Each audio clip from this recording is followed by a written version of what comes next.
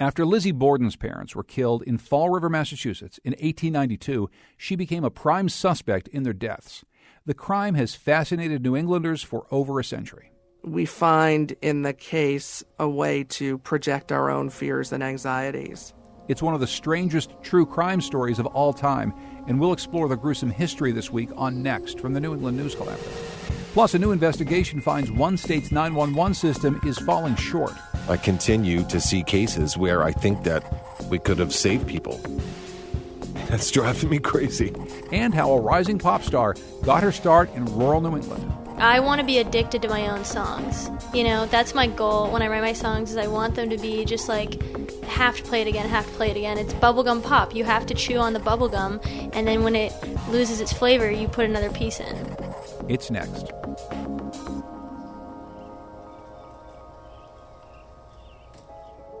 Next is produced at Connecticut Public Radio and is powered by the New England News Collaborative, 8 public media companies coming together to tell the story of a changing region, with support from the Corporation for Public Broadcasting. I'm John Dankosky. Thanks for joining us. One morning last year, a panicked call came into Rhode Island's 911 emergency center about a 6-month-old baby in the town of Warwick. What transpired during the nearly 4-minute call reveals a system so flawed it's virtually set up to fail. Lynn Arditi of the Publix Radio and the ProPublica local network has been investigating the state's 911 system, which is an outlier in New England. And a warning to our listeners about the story, it contains graphic and disturbing content. Here's Lynn. 911 is your emergency. Hi, I have a baby. He's unresponsive, and he has throw up around his mouth and nose. In a medical emergency, every minute matters. It can mean the difference between life or death. And that was the case this Friday morning in February of 2018. Okay, is he on his back? He's throwing up right now. 6-month-old Elijah had gone down for his nap. About 20 minutes later, he was found unconscious. The baby's aunt, Jessica, is talking with 911. My aunt's Is he on his back? Make sure he's not on his back. Make sure he's on his back. Not on his back. He's on his back, but he's turning purple. Not Turning purple is a sign the baby isn't breathing. But 18 seconds into the call, the woman at 911 is still trying to position the baby to prevent choking. I would say that this particular call is in the top 15 worst calls I've ever heard in my life. Maybe in the top 10. That's Dr. Jeff Clausen, medical director of the International Academies of Emergency Dispatch in Salt Lake City, Utah. He's one of 3 experts that reviewed the call the family shared with the Publix Radio. Clausen says the call is a tragic example of what's wrong with the way Rhode Island is training its 911 call takers. For one thing, the call taker missed the most basic signs that the baby wasn't breathing. If the baby was breathing this shallow thing, the baby is not breathing adequately. That was reinforced by fingers and things turning blue. And the baby was also, at times, clearly not breathing. When a baby is not breathing or not breathing normally, that's critical because every minute without oxygen increases the likelihood of brain damage and death. So a 911 call taker needs to figure out whether or not the baby is breathing normally in the first minute or so of the call. Dr. Peter Antevi is a pediatric emergency medicine physician and medical director for several EMS agencies in South Florida. Not breathing normally and not conscious, that equals cardiac arrest, that equals the need for CPR. Rhode Island public safety officials have defended the way their system is set up, pointing out that call takers are certified in Red Cross CPR and basic first aid. But other states do it differently. In every other New England state, as well as Pennsylvania and New Jersey, among others, 911 calls for cardiac arrest and other medical emergencies are handled by certified emergency medical dispatchers, or EMDs. They're trained to follow carefully scripted instructions to guide someone over the phone to perform CPR. One medical dispatch expert compared these instructions to a pilot's pre-flight checklist. Seattle developed emergency dispatch training decades ago with explicit focus on telephone CPR. And they saw very quickly that they were literally snatching lives from the jaws of death among patients who had cardiac arrest in their homes and in the community. Dr. Mickey Eisenberg is medical director of King County Emergency Medical Services in Seattle, Washington. He says there's a huge opportunity for improving survival rates in places like Rhode Island through better CPR training. If every community had sort of a clone of the Seattle King County program, including bystander CPR and telephone CPR. You're talking about tens of thousands of additional lives saved. Currently, about 1 in 10 people who experience an out-of-hospital cardiac arrest in Rhode Island survive. But experts say the survival rate could double or triple or more, potentially saving hundreds more lives each year. That's if they were given CPR in the first few minutes after a cardiac arrest. That didn't happen with the baby in Warwick. About 1 minute into the call, the baby's aunt, Jessica, asked the woman at 911, Do we give them mouth-to-mouth? What do we do? Jessica never got a good answer. The 911 call taker repeatedly asks the baby's age. She gives unhelpful instructions, like the ones taught in basic first aid for a baby who is actively choking. And more than 1 minute into the call, she still hasn't figured out if the baby is breathing. She's not breathing. Okay, he's not breathing. Are you sure he's not breathing? Not breathing. You're sure he's not breathing? Because you can't do CPR if he's breathing at all. Because she said you can't do CPR if he's breathing at all. Doctors Antevi and Clausen say that statement is just plain wrong. When she says we cannot do CPR if the baby's breathing, that's not true. It's if the child or adult is not breathing normally, then you have to move to the next step, which is start CPR. No futzing around. No telling them, well, we can't do this if he's breathing. Matter of fact, I've never heard that on a call in my life. The call goes on. At 3 minutes and 37 seconds, the woman at 911 finally sounds convinced the baby is not breathing and needs CPR. And she tells this to the family like it's a choice, rather than a life-saving intervention. Okay, all right, so who's going to give CPR? Do you want to give him the CPR? The call ends abruptly after 3 minutes and 51 seconds when paramedics arrive, and still the baby has not received CPR. The lack of good pre-arrival medical instructions from 911 frustrates Jason Umbenhauer. He's the deputy chief of emergency medical services at the Warwick Fire Department. There's got to be something. We're doing everything that we possibly can to increase those rates of survival from cardiac arrest. We do advanced training. We use advanced equipment. We try to shorten our response times. But when it comes to what happens prior to our arrival, unfortunately, it's not in their control. So they a lot of times wish that somebody would tell somebody to do something before we get there. Umbenhauer reviews every emergency call for cardiac arrest that comes into his station. There were more than 80 cardiac arrests in 2018, and only about a quarter of those patients had CPR before EMS workers arrived on the scene. That compares with 40% to 75% who receive CPR before EMS arrives in places like Seattle that have programs to improve care for out-of-hospital cardiac arrests. And I continue to see cases where I think that we could have saved people. That's driving me crazy. That's Dr. Joseph Lauro, an emergency medicine physician at 3 hospitals in Rhode Island. He's been helping lead the fight to improve emergency care for cardiac arrest patients. You know, it's something that's a relatively easy fix. It's something that we can do. It's something that's been studied. It's something that happens elsewhere. So why the hell aren't we doing it? Why don't we do it? Lauro and other members of the Rhode Island chapter of the American College of Emergency Physicians are behind a bill introduced in the General Assembly this year that would mandate 911 call takers provide pre-arrival instructions for medical emergencies. The bill, sponsored by Representative Mia Ackerman, a Democrat from Cumberland, would require the 911 center to be staffed at all times by at least one call taker who is trained in telephone CPR. Only one for the entire state? That's Dr. Antevi, who heads EMS services in South Florida. One EMD-trained person for an entire state is clearly not enough. It took just 3 minutes for the Warwick Fire Department to arrive at Barbara's house. She was waiting at her front door, Elijah in her arms. An emergency medical technician whisked the baby into the ambulance and within a minute began CPR. The baby had no pulse and was not breathing. At 10:39 a.m., about 20 minutes after arriving at Hasbro Children's Hospital, Elijah was pronounced dead. The final autopsy report said the baby had been propped on his left side with a bottle in his bassinet. He was later found unresponsive on his back. The report states the cause of death as sudden, unexplained infant death. Afterwards, everyone had questions. The police, the state child welfare agency, the neighbors who saw the police parked in front of their house. The baby's aunt Jessica describes the scene. It's the worst, most emotional day of your life, but they don't treat you like a victim. They treat you like a suspect. But as for the 911 call, nobody asked about that. But I specifically remember here, not a single person ever questioned anything about the 911 call, ever. Nope. I mean, there were a million other questions. No one ever said, what was the 911 call like? Did they give you clear instructions? Nope. Nope, never asked. Not once. Not once. None of them. For the New England News Collaborative, I'm Lynn Arditi. That story is part of a year-long reporting project between the Public's Radio and ProPublica's local reporting network. Investigative reporter Lynn Arditi is here with us now. Lynn, welcome to Next. Thanks for joining us.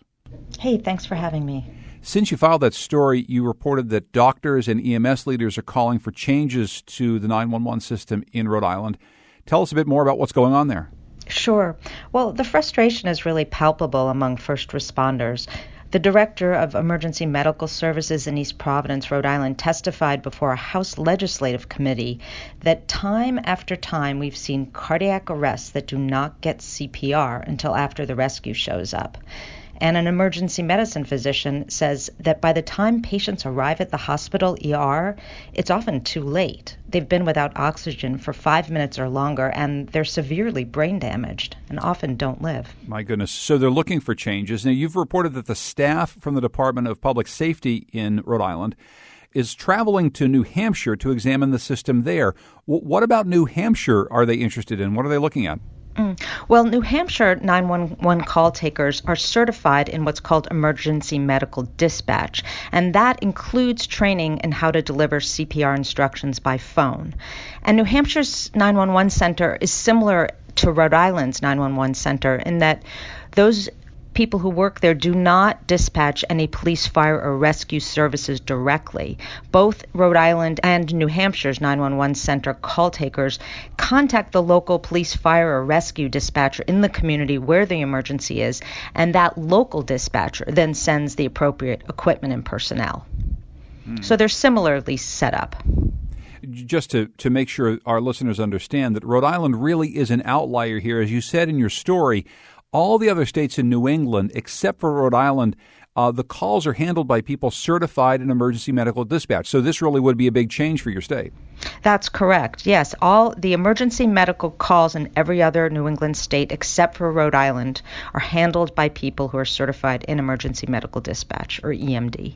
You've reported that Rhode Island's 911 acting director was removed from his post. What happened there?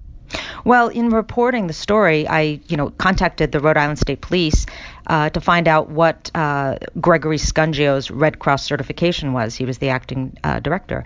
And about 48 hours later, they put out a news release announcing that Mr. Scungio had been removed from his job because the Red Cross certification he had expired in February of 2016. And that was a surprise. But, even if his certification had been up to date, I think the important point here is that the Red Cross doesn't teach these call takers how to perform CPR over the telephone. And that's really key. Knowing how to perform CPR when a person collapses in front of you is very different from knowing how to instruct someone to do it over the phone. And Rhode Island's 911 call takers aren't getting that training. This training seems so important, but what else about this system needs an overhaul? You've been reporting on this, and you found other things happening with the Rhode Island 911 system. What else should we know? Rhode Island is different from its neighboring states, including Connecticut and Massachusetts, both in the type of training 911 employees receive. We're also different in the instructions we give callers, and Rhode Island's different in the involvement of doctors in terms of supervising the system. We have less supervision. We don't have medical directors overseeing the center, the 911 center. I know that as part of your project with ProPublica throughout this year, you're also calling out to listeners and asking for some of their experiences with the emergency system in Rhode Island. What information are you hoping to get from your listeners? Well, we really want to hear firsthand from people who've called 911 for help, and, whether it be for a cardiac arrest or any other type of medical emergency. And we want to know what it was like. What did the 911 call taker ask them? What did they tell them to do, if anything? Did they stay on the line with them until the ambulance arrived? And if not, did they or somebody else have to call 911 back and say, hey, what should we do? What's going on? I mean, it may seem like a trivial bit of information, those few exchanges, but it's really not, and every second counts. So we really want to hear what happened. Lynn Arditi is an investigative reporter for the Public's Radio in Rhode Island. She's working on a year-long reporting project with ProPublica's local reporting network to examine that state's 911 emergency system.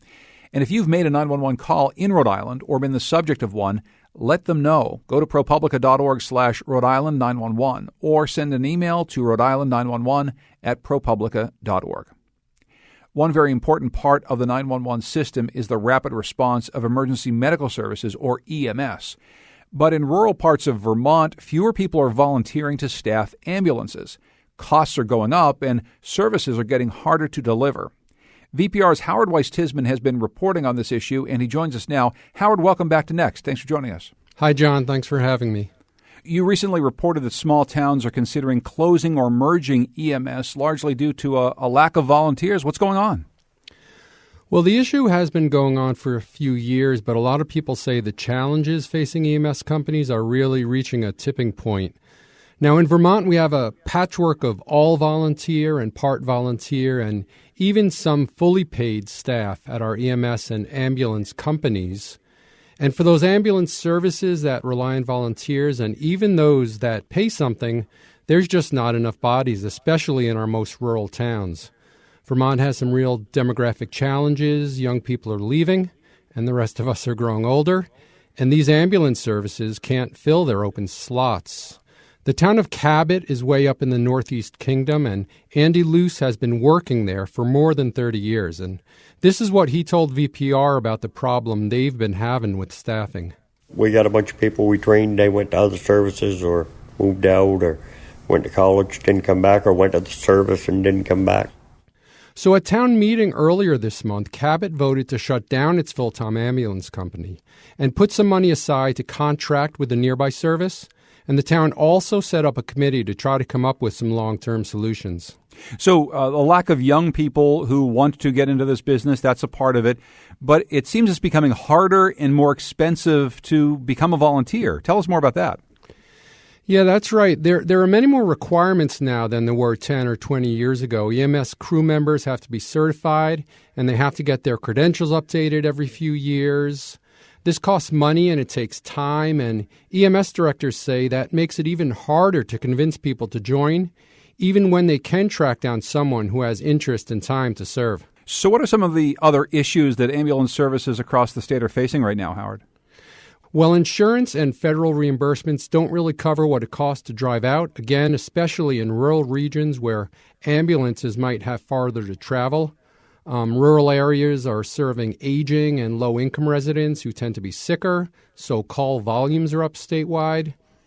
Equipment is much more expensive now, and struggling communities that maybe had a paper mill or a manufacturing plant to lean on in the past, that help just isn't there anymore. And EMS directors say the low unemployment rate is hurting them. Even when you're getting paid, there are plenty of other opportunities to work in something that maybe makes better money and which is much less stressful. And, people talk about just how difficult some of this work is.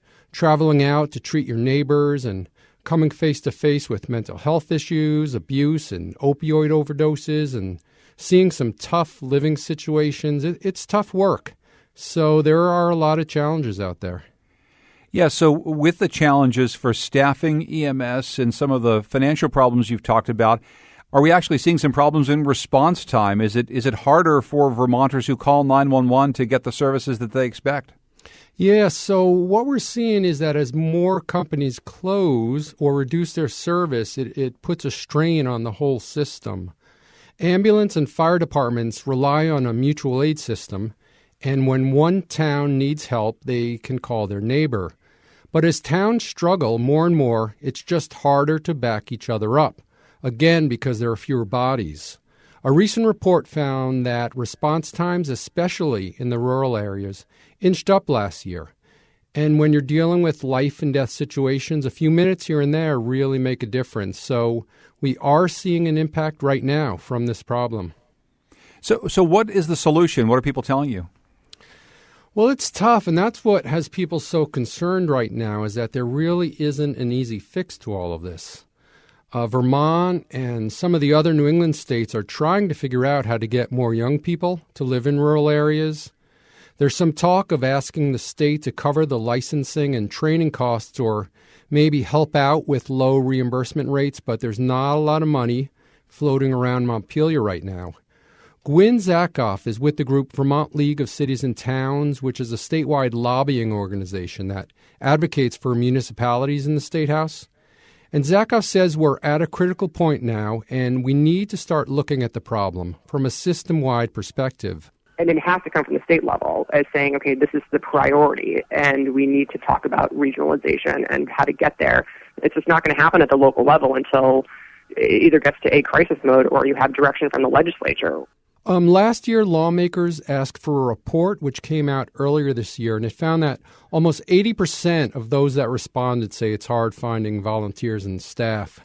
So lawmakers this year are talking about workforce development and about working with community colleges and high schools to generate more interest in training for EMS work.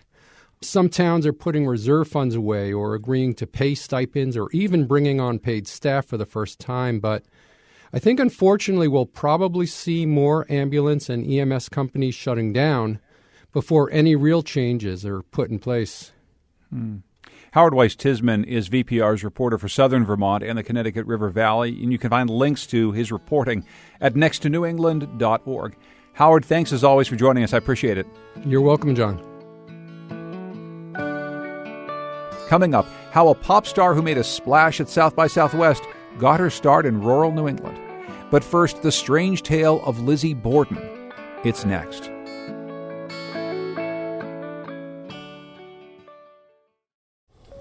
Next is made possible in part by our founding supporters who believe in the power of collaborative news coverage, including the Common Sense Fund, supporting the New England News Collaborative and its coverage of climate change and global warming. Support also comes from Douglas Stone and Mary Schwab Stone through the Smart Family Foundation of New York.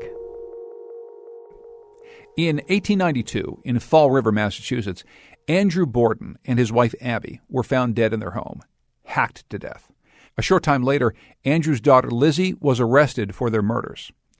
It was once called the trial of the most extraordinary criminal case in the history of New England, and it was a case that fascinated the region at the time and continues to more than 100 years later. Author Cara Robertson goes into detail in her new book, The Trial of Lizzie Borden. She joined us to discuss the fascinating, enduring case and started by telling us about the murders that started it all. Andrew Borden was found hacked to death in his home, and then shortly thereafter, his wife Abby's body was discovered. It seemed at first to be the work of a madman. So many blows had been delivered that Mr. Borden's face was almost unrecognizable. But there were a few problems with the theory of an outside perpetrator. The first was that the house seemed to be locked. It was certainly locked at the front and the back. There was a side door that by custom was kept latched, but it was possible that someone could have come in from the outside. And the biggest problem was that it was discovered that the murders happened about an hour and a half or 2 hours apart, which meant that if an outsider had come in, that person would have had to elude the people in the house to commit the murders. And it was a narrow house with not a lot of places to hide, and therefore that seemed pretty unlikely. So suspicion turned to the people known to be in the house at the time of the murders. Andrew Borden's brother-in-law from his first marriage, John Morse, spent the night there, but he departed shortly after breakfast, and Abby Borden wasn't killed until about 9:30, and he had the sort of alibi that comes only in a detective novel, that he was riding a streetcar with 6 priests. There were 2 women in the house at the time. One, the family's domestic servant, Bridget Sullivan, who was seen washing windows outside at the time that Mrs. Borden was killed. And it was believed that whoever killed one person killed the other, so that seemed to rule her out. And finally, there was the Borden's youngest daughter, Lizzie, who gave shifting accounts of her whereabouts during the critical periods of both crimes, and also said that her stepmother had received a note to go out, which explained why she didn't go look for her stepmother after she found her father dead. No note was ever found. What exactly was Lizzie Borden like at the time before this murder? What do we know about her and her life? So much of what we know about Lizzie Borden comes from descriptions of her at the trial and afterwards, so it's difficult to answer the question thoroughly. What we can say is that she seemed to tick all the boxes of proper middle-class womanhood. She was unmarried and she lived at home with her father. She had no need to work outside the home, but she engaged in all the culturally sanctioned activities for a woman of her class, particularly church activities. She was the secretary-treasurer of the local Christian Endeavor Society based at her church. So she seemed, in that respect, quite ordinary. What she had that was distinctive was she had a blankness. She almost seemed a bit like a cipher for people who didn't know her. Describe a bit more about that. What did that mean in terms of the way people viewed her or thought about her?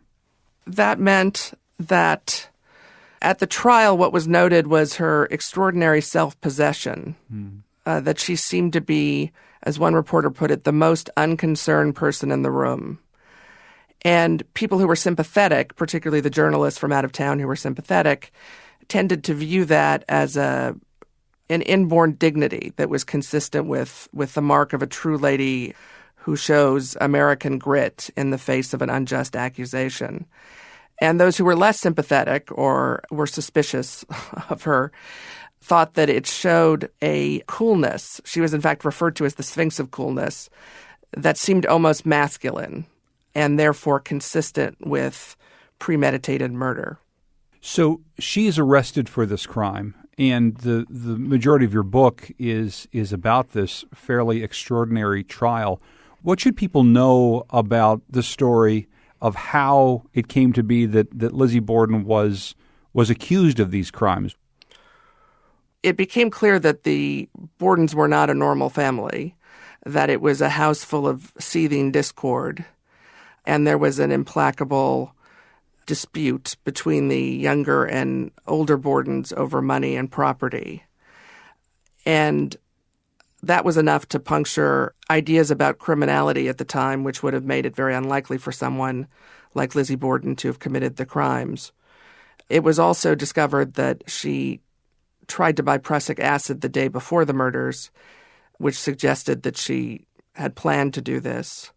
She was unable to get it, and that went a long way towards explaining why someone like Lizzie Borden might pick up a readily available household implement if she was unable to procure the more feminine weapon of poison. A friend of hers also testified that she successfully burned a dress that had been stained with paint. And that gave the prosecution a way to explain how Lizzie Borden had not been spattered with any blood or seen with any blood stains after the murders. What were the reactions of the public? I know that you write in the book about the differences in opinion about Lizzie Borden's guilt or innocence, depending on maybe where you fall in society. So what were people thinking and talking about it at the time? It was clear that there was a class divide, certainly within Fall River. The Irish Catholic paper essentially called for Lizzie Borden's arrest much earlier and wrote scathing editorials and commentary about how if Bridget Sullivan, the Irish domestic, or some mill hand had been accused of the murders or thought to have committed the murders, she wouldn't have been handled with such kid gloves. The elite in Fall River tended to back their own and lent support. I found it intriguing that the outsiders, the big-time New York journalists who came in, tended to sympathize more with Lizzie Borden, that they saw in her this ladylike figure who had been wrongfully accused. And how did those opinions change amongst all these groups when in June of 1893 she was acquitted? What did people make of this acquittal?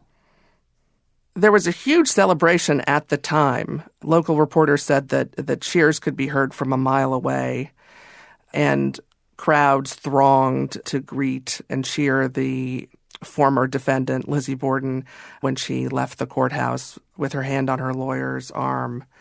But when she returned to Fall River, she found that things had changed. Within a month, she was effectively frozen out of her church. She found the pews empty around her own seat. And this was after all the community that had provided the bedrock of her support. They were perfectly happy to back her when it was a case of murder that would have reflected very badly on the town as a whole, but probably not so keen to have her to tea. You've been researching this case for a long time. Why did you get interested in this in the first place? I always thought it gave us a great window into the Gilded Age, which of course now seems to be an age very much like our own. The case is also, it's a whodunit, and even if you think it's not a whodunit, it's certainly a whydunit.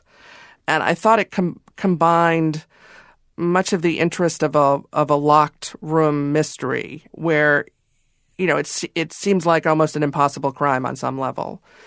But it has these mythic qualities, too, because it's the story of, stripped of its context, it's the story of an extremely unhappy family where violence breaks out. And what has changed in your mind as you've researched this over the course of the last 20 years? Did you come in with preconceptions that have maybe shifted over time? Well, I'm struck by the way that every generation seems to get its own Lizzie. Huh. That for exactly the same reasons that she was such an object of projection at the time, where people essentially decided that she must have this particular character to make her either guilty or innocent. We find in the case a way to project our own fears and anxieties. And so the solutions tend to reveal much more about the people who are interpreting the case and change, as I said, over time. The book is called The Trial of Lizzie Borden, A True Story, and the author is Cara Robertson, who joined us from New York today. Cara, thank you so much for joining us on Next. I really appreciate it. Thank you for having me. This month marked the end of a long legal battle between America's oldest Jewish congregation in New York City and its oldest synagogue in Newport, Rhode Island. A court ruled the Newport synagogue could not sell a piece of American history because the New York congregation technically owns it. Shane McKeon at the Publix Radio has the story. On the side of Toro Synagogue, there's this plaque that shows just how old this building is. It is so old that our first president wrote it a letter. In 1790, George Washington wrote to this congregation that, quote, "Happily, the government of the United States gives to bigotry no sanction, to persecution no assistance." I'm standing there talking into my microphone, looking just a little bit out of place, and who should walk up behind me but Toro's rabbi, Mark Mandel. He's eager to tell me just how long this building has been here. 250 years. It's older than this country. And, every time we go in here, it's a special feeling that we are part of history. Back in 2011, the congregation that practices here, called Jesuit Israel, they wanted to start an endowment to keep this place around for years to come. They plan to raise money by selling these 250-year-old silver bells, these bells designed to adorn a Torah scroll. They were crafted for the synagogue long ago by a guy named Meyer Myers, this famous colonial silversmith who was Jewish. At one point, Myers apprenticed for another famous silversmith named Paul Revere. All of which means these bells are super valuable. So Jesuit Israel arranged to sell the bells to Boston's Museum of Fine Arts for $7.5 million. Gary Naftalis represented Jesuit Israel in court. They wanted to ensure that the Toro Synagogue was preserved as a place of worship where Jews could go and pray there forever and not simply turn into a museum like some of the old synagogues in Europe. Except there was just this one problem. They didn't own these ritual objects. That's Lou Solomon. He's the lawyer for Sherith Israel, the congregation in New York that claimed it owned Toro, and with it, these bells. So how could a congregation 180 miles from Rhode Island say they own a synagogue here? Well, some years after Washington's letter, toward the beginning of the 1800s, something happened at Toro. The congregation that had been there just sort of dissipated. Services at the synagogue stopped, and the building, according to one history, was left to the bats and moles. Around that time, a lot of Newport's Jews had moved to New York City, and down at Sherith Israel, the congregation started hearing that this synagogue in Newport had fallen into disrepair. So Sherith Israel stepped in. They took this empty synagogue and looked over it for decades, until later that century, Jews came back to Newport, a congregation began and called itself Jesuit Israel. And in 1903, Jesuits signed a lease with Shearith Israel, and the Newport congregation began worshiping at Toro as a tenant. Now, fast forward a century to this court fight over the bells, and it's this lease from 1903 that an appellate judge cites in his decision. The lease, he says, shows that Shearith is the owner, Jesuit is the tenant, and so these bells, they belong to the congregation in New York. Jesuit Israel may not sell them. And this case is a good example of how a court might rule when it really, really wants to keep church and state separate. Eric Rosbach is senior counsel at the Becket Fund for Religious Liberty. So pretend this is not two churches or two synagogues, but instead it's two bowling leagues. There used to be one bowling league that owned one bowling alley, and they split up. Now the court has to decide who owns the bowling alley. Now transpose this to this much more historic situation. The principles really ought to be the same. That is, what do the contracts say? Jesuit Israel petitioned the Supreme Court to revisit the case, but the High Court declined. And so that's it. Jesuit Israel may not sell the bells to the Museum of Fine Arts, but for the museum-going public, they might not know any different because those bells, they're on loan at the museum now. For the New England News Collaborative, I'm Shane McKeon. Coming up, we'll meet a pop star on the rise who crafted her music in her rural New England bedroom. It's next. Next is made possible in part by our founding supporters who believe in the power of collaborative news coverage, including the John Merck Fund, supporting the New England News Collaborative and its coverage of climate and clean energy. Support also comes from the Melville Charitable Trust. The South by Southwest Festival in Austin, Texas, has become music's biggest showcase event. There's so much happening there that NPR music critic Stephen Thompson helpfully curated a list of 100 artists worth watching called the Austin 100. On that list is a pop singer whose national profile is rising. She calls herself Sir Baby Girl. She's not from one of the country's big music scenes, though. In fact, she recorded her debut album in her childhood bedroom in rural New Hampshire. Producer James Napoli has the backstory. We're in a tiny venue in a small town in Vermont. This is an odd space. The walls are lined with strange artifacts and curiosities, including a canning jar that holds Elvis's gallstones, or so the label says. It's the type of place where outcasts and misfits feel right at home. Tonight's performer is no exception. It's Kelsey Hogue, a.k.a. Sir Baby Girl.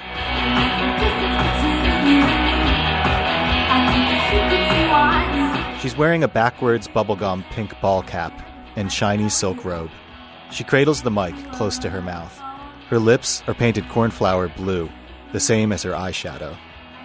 This isn't the type of performer you might expect to see in rural New England, but Hogue's been here for the past year, since she moved back in with her parents.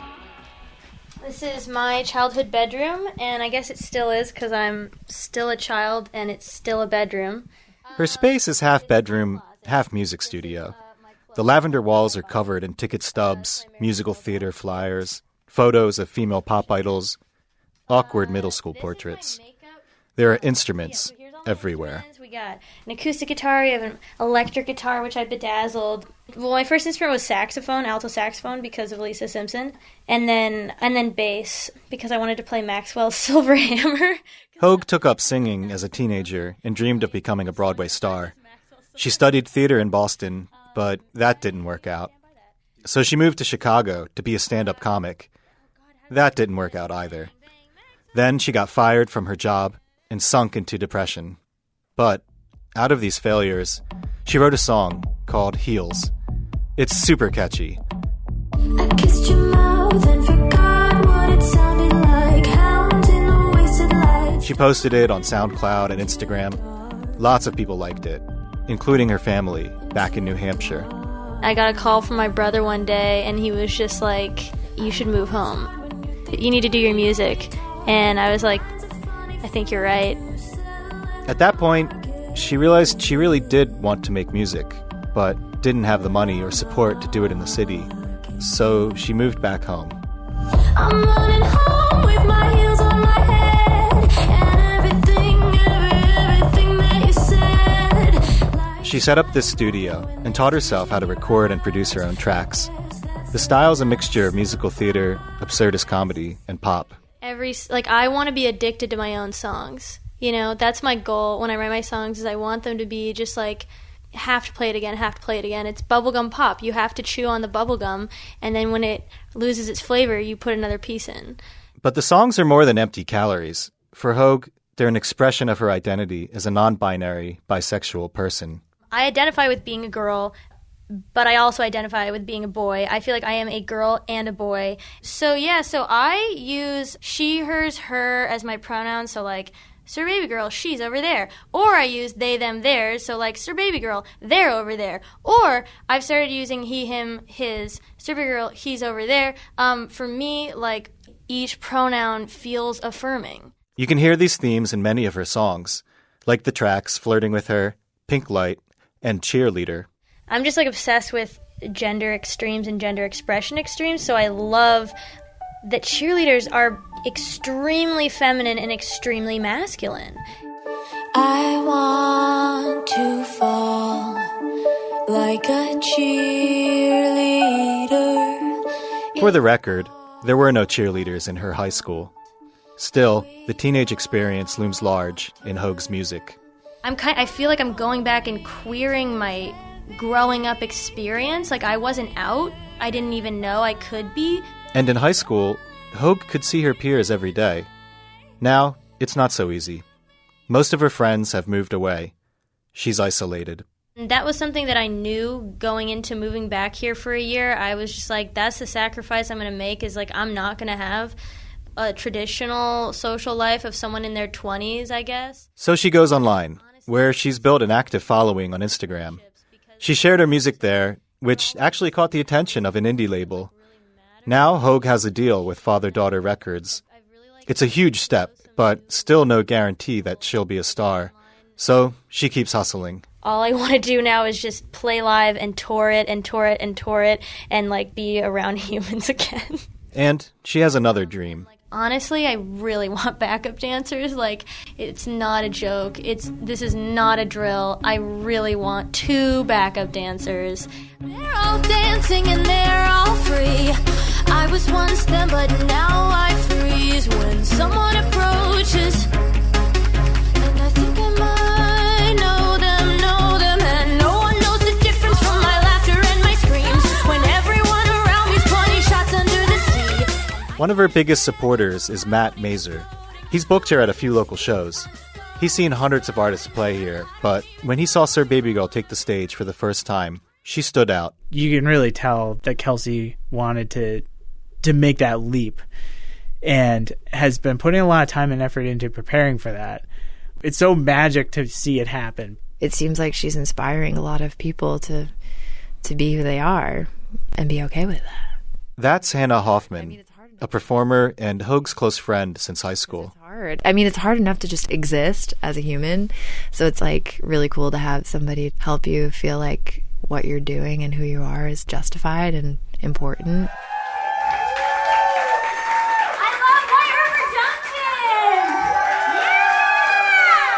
Back at the show, Sir Baby Girl's on stage in her pink hat and blue lipstick. Before her final song, she makes a big announcement. I am moving to Brooklyn in a month. Come find me. Come find me. Tonight, in front of a few dozen people in small-town Vermont, Sir Baby Girl is still dreaming of becoming a queer pop idol. But in just a few months, she'll play for packed crowds at the country's biggest music showcase, with 2 backup dancers by her side.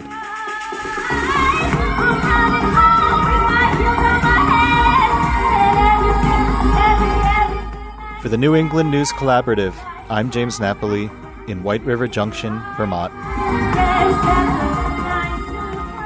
For the last few minutes of the show, we're going to let you hear another sound you might not expect in a quiet country town. Tucked away in the northwest corner of Connecticut, just a few miles from the Massachusetts border, stands the New England Accordion Connection and Museum Company. The museum houses over 600 accordions, thousands of pages of sheet music, and a jukebox filled with accordion music. Producer Lily Tyson went to check it out and to meet its creator, Angelo Paul Romuni. The story starts when I was 10 years old, out on Long Island, Italian family. My mother came to me. That fateful day, she came to me and said, "Your father and I want you to learn how to play the accordion." And I looked at her. I remember it vividly. I looked at her and I said, "Mom, anything but that. Anything but that."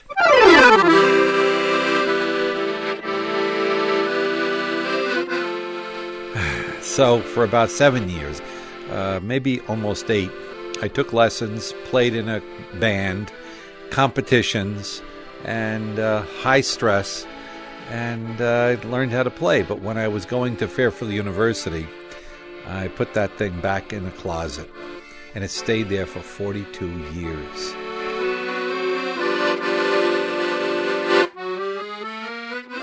In 2008, at this point, my wife and I were in Vermont, and I woke up one morning, sat on the edge of the bed, and I had this urge to play the accordion again.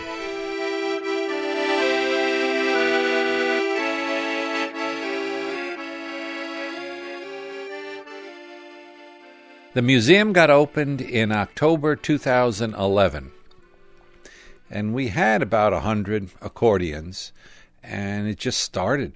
We found more of them as we moved along, and people brought them in because they want to see them go to a place where somebody might get some use out of them. And generally, the accordions they bring in belong to relatives of theirs or close friends, and they've been sitting in a closet, and they just didn't want to throw them out. It was something that someone very precious or somebody very important in their family used to play. All right, this is a nice polka. This is something Carl Sandburg, great American poet, wrote about the concept of happiness. I asked the professors who teach the meaning of life to tell me what is happiness. And I went to famous executives who bossed the work of thousands of men. They all shook their heads and gave me a smile, as though I was trying to fool with them. And then one Sunday afternoon, I wandered out along the Des Plaines River, and I saw a crowd of Hungarians under the trees with their women and children and a keg of beer and an accordion. I put that there only because that's what we got here. We're happy. And you need the beer, you need the family, but you need the accordion too. Isn't that nice? Now, we can, we can take you to Italy. It's a very cheap trip. But all I got to do is change some of the settings and...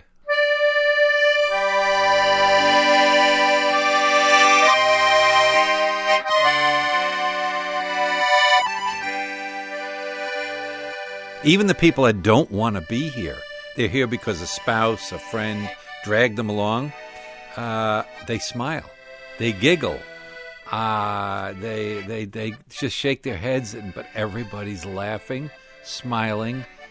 There's no political differences, there's no religious differences. We're just all of a sudden having fun together. And they're all strangers. You have to smile. It's the accordion.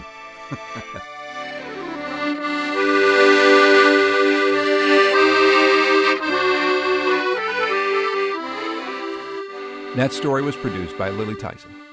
And finally, if you've noticed the music on today's show, not just the stories about Sir Baby Girl and accordions, but all of the music on our show, it comes from artists right here in New England. With help from our partner stations, we've gathered lots of homegrown instrumental music of all kinds from around our region.